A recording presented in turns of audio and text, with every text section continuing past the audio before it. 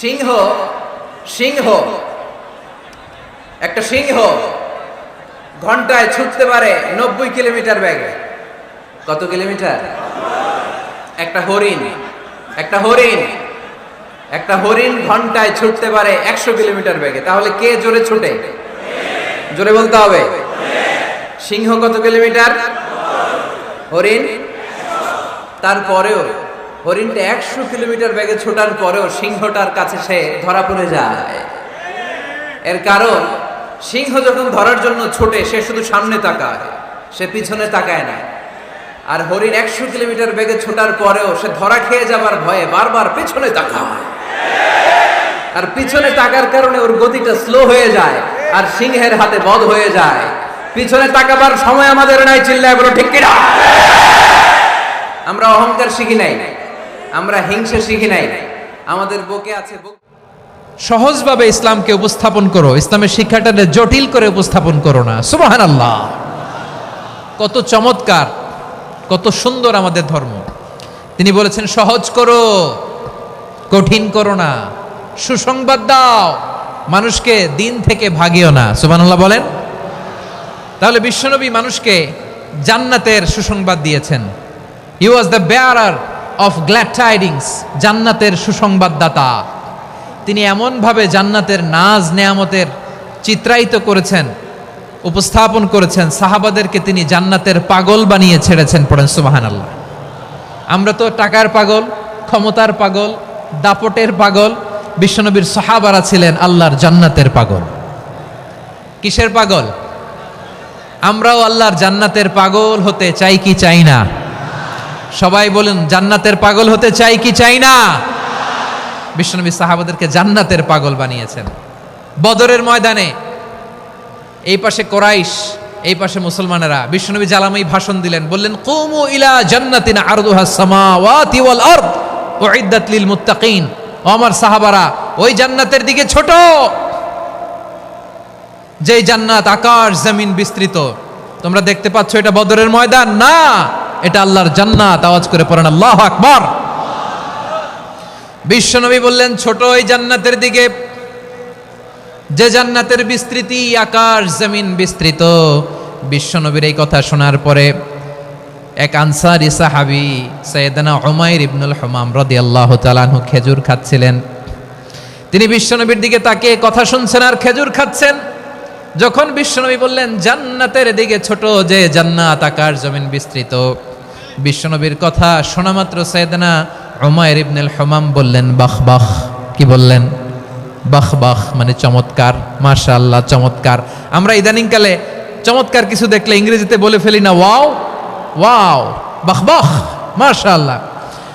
বিশ্বনবী বললেন মা ইয়াহমিলুকা আলা কওলিকা বাহ বাহ ইয়া উমাইর। ও উমাইর, আমার এই কথা শুনে তুমি কেন বললা বাহ বাহ, চমৎকার চমৎকার কেন বললা? সাইয়েদনা উমাইর ইবনে হুমাম রাদিয়াল্লাহু তাআলা আনহু বললেন ইয়া রাসূলুল্লাহ, আপনার এই কথা শুনে আমি বড্ড খুশি হয়েছি, আর আমি প্রত্যাশা করছি আমি যদি ওই জান্নাতের মালিক হতে পারি তাহলে কতই না ভালো হতো। সুবহানাল্লাহ বলেন। বিশ্বনবী বললেন ছোট ওই জান্নাতের দিকে, যে জান্নাত আকাশ জমিন বিস্তৃত। আপনার এই চমৎকার মুখনিসৃত কথা শুনে আমার হৃদয়ের মধ্যে জান্নাতি হওয়ার বাসনা জেগে উঠলো, এজন্য বলেছি বাহ বাহ, আমি যদি ওই জান্নাতে যেতে পারতাম কতই না ভালো হতো। উমাইরের কথা শুনে বিশ্বনবী বললেন ঠিক আছে উমাইর, জান্নাতে ঢোকার জন্য, এই জান্নাতের অধিবাসী হওয়ার জন্য যেহেতু তোমার এত আকাঙ্ক্ষা, আমি বলে দিলাম আনতা মিন আহলিহা, তুমি আল্লাহর ওই জান্নাতের অধিবাসী হবা।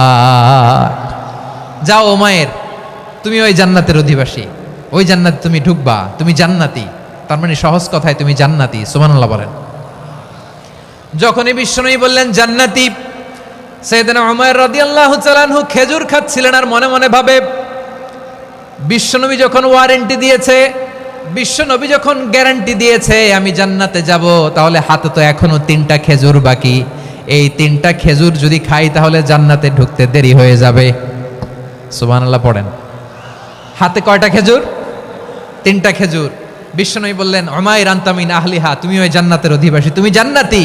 উমাইর চিন্তা করলেন আমি জান্নাতি, নবীর মুখ দিয়ে যখন বেরোইছে ওই জান্নাতে তো আমার ঢুকতেই হবে, কিন্তু হাতে 3টা খেজুর খেয়ে যদি জেহাদের ময়দানে যাই, তাহলে জান্নাতে যেতে তো দেরি হয়ে যাবে। এই চিন্তা আসা মাত্রই খেজুর 3টাকে তিনি ছুঁড়ে মারলেন, তলোয়ার বের করে আল্লাহু আকবার বলে বদরের ময়দানে ঝাঁপিয়ে পড়লেন। আল্লাহর শত্রুদেরকে কচুকাটা করে এক পর্যায়ে শাহাদাতের সুধা পেয়ে নিজেও জান্নাতি হয়ে গেলেন। পড়েন সুবহানাল্লাহ। আমরা দুনিয়ার বুকে আমরা হয়েছি দুনিয়ার পাগল, ক্ষমতার পাগল, সম্পদের পাগল, খ্যাতির পাগল। বিশ্বনবী তার সাহাবাদেরকে বানিয়েছিলেন জান্নাতের পাগল। পড়েন সুবহানাল্লাহ। ওই জান্নাতে আমরা যেতে চাই কি চাই না? একা না সবাই মিলে? একা না সবাই? জান্নাতে একা আমি যাব না তো ভাই, তোমাকেও জান্নাতে দলে নিতে চাই। সবাই বলেন, জান্নাতে একা আমি যাব না তো ভাই, তোমাকেও জান্নাতে দলে নিতে চাই। পড়েন আমিন। সিলেটের এই ঐতিহাসিক এমসি কলেজ ময়দানে আজ রাতে এই চমৎকার রজনীতে আমরা যেমনি একত্রিত হলাম, আল্লাহর জান্নাতুল ফেরদাউসের জন্য আমরা একত্রিত হতে পারি। আল্লাহ তুমি কবুল করো। সবাই আওয়াজ করে পড়েন আমিন। তাহলে চিন্তা করেন কিভাবে বিশ্বনবী জান্নাতকে চিত্রায়িত করেছেন সাহাবাদের সামনে, কিভাবে চিত্রায়িত করেছিলেন তিনি, যে কারণে সাহাবারা জান্নাতের পাগল হয়ে গিয়েছেন। আমরা যদি দেখি the way the prophet Muhammad portrait জান্নাত, কিভাবে তিনি পোর্ট্রে করেছেন জান্নাতের যে সৌন্দর্য, কিভাবে তিনি সাহাবাদের সামনে তুলে ধরেছেন। বিশ্বনবী আল্লাহর কোরআন থেকে আমাদেরকে জানান আল্লাহর জান্নাতের সুসংবাদ দানকারী করে যে আল্লাহ আমাকে পাঠালেন। তোমরা কি জানো আল্লাহর জান্নাত কত সুন্দর? কোরআন থেকে বিশ্বনবী আমাদেরকে জানান, ফালা তা'লামু নাফসুম মা উখফিয়া লাহুম মিন কুররাতি আ'য়ুন জাযাআম বিমা কানু ইয়া'মালুন। মানুষের কর্মের প্রতিফল হিসেবে কত চমৎকার জান্নাত রব্বুল আলামিন নাজ নেয়ামত দিয়ে পরিপূর্ণ করে আমাদের জন্য প্রস্তুত করে রেখেছেন। পৃথিবীর কোনো মানুষ সেটা জানে না। পড়েন সুবহানাল্লাহ। এটা যে কত সুন্দর, আমাদের আমলের প্রতিদান হিসেবে কত চমৎকার, fantastic, eye catching, fabulous paradise তিনি আমাদের জন্য রেডি করে রেখেছেন। এটা কেউ জানেই না, কল্পনাতেও আনতে পারে না। সুবহানাল্লাহ পড়েন। আবার হাদিসে কুদসিতে বিশ্বনবী ফরমান, রব্বুল আলামিন বলেন, আ'দাদতু লিইবাদিয়াস সালিহিন মা লা আইনুন রাআত ওয়ালা উযুনুন সামিআত ওয়ালা খাতারা আলা কলবি বাশার। আল্লাহ বলেন, আমার নেককার বান্দাদের জন্য এমন চমৎকার জান্নাত আমি রেডি করে রেখেছি, মা লা আইনুন রাআত, কোন চোখ সে জান্নাতকে দেখে নাই, ওয়ালা উযুনুন সামিআত, কোন কর্ণকুহর সেই জান্নাতের আওয়াজ শোনে নাই, ওয়ালা খাতারা আলা কলবি বাশার, মানুষ কল্পনাতেও জান্নাতের ছবি আঁকতে পারে না। সুবহানাল্লাহ, কল্পনাতেও ছবি আঁকতে পারে না। পৃথিবীর যত বিখ্যাত বিখ্যাত ডিজাইনাররা আছে সবাইকে একসাথে বসিয়ে যদি আমরা বলি জান্নাতে যে চেয়ারের মধ্যে আমরা বসবো, এই চেয়ারের একটা ডিজাইন করেন তো, কোটি কোটি ডিজাইনকে একসাথে করা হলেও জান্নাতের একটা চেয়ারের ডিজাইন হবে? প্রিয় সিলেট, আওয়াজ করে বলো, জান্নাতের একটা চেয়ারের ডিজাইন তারা করতে পারবে না। কেমন জান্নাতে আমরা যাব? বিশ্বনবী কিভাবে জান্নাতকে আমাদের সামনে চিত্রায়িত করেছেন, পোর্ট্রে করেছেন। তিনি বলেছেন, জান্নাতীরা যখন জান্নাতে ঢুকবে, ফেরেশতারা জান্নাতীদেরকে বলবে, ওয়া ইন্না লাকুম আন তাসিহু ফালা তাসকামু আবাদা। ও জান্নাতীরা, তোমরা আজীবন সুস্থ থাকবা, কোনোদিন অসুস্থ হবা না। সুবহানাল্লাহ বলেন। আচ্ছা, আজকের এই মাহফিলে যারা এসেছেন কোনোদিন অসুস্থ হন নাই, এরকম কে কে আছেন? হাত তোলেন তো দেখি। ওই যে হাত তুলছে, পাওয়া গেছে, চিরসুস্থ। তোমরা কোনোদিন অসুস্থ হও নাই? অসুস্থ হও নাই? তা তুমি আর জান্নাতে যে কি করবা? তুমি তো জান্নাতেই আছো। তাইলে ফেরেশতারা বলবে, ওয়া ইন্না লাকুম আন তাসিহু ফালা তাসকামু আবাদা। এটা এমন জান্নাত, চিরকাল সুস্থ থাকবা, কোনোদিন অসুস্থ হবা না। সুবহানাল্লাহ বলেন। ওয়া ইন্না লাকুম আন তাহইয়াউ ফালা তামুতু আবাদা। তোমরা অমর হবা, মৃত্যু তোমাদের স্পর্শ করবে না। সুবহানাল্লাহ। অমর হওয়ার জন্য আমরা কত কিছু করি। জান্নাতে গেলে অমর হওয়া যাবে, ঠিক কিনা বলেন? তোমরা চিরকাল বেঁচে থাকবা, তোমরা আর মরবা না।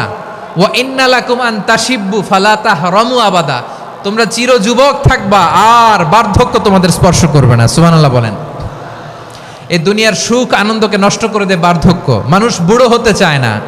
দেখবেন যে দাড়ি যার একটু সাদা হয়ে গেছে, কত ভাবে ওইটার একটু লুকিয়ে রাখার ট্রাই করে, আছে না নাই? হ্যাঁ, এটারে কলপ দেয়, এটার কেউ মেহেদি দেয়, এটারে কেউ কেটে কুটে। এই যে আমারও তো পাকতেছে এদিক দিয়ে, এ তো আজ থেকে 5 বছর আগেও তো কুচকুচে দাড়ি ছিল, চুল ছিল, রং ধরা যৌবন জং ধরে শেষ। এই তো জীবন। This is the circle of life. এটাই লাইফ। এই যে পাকতেছে এইখানে, এইখানে পাকতেছে। This is life.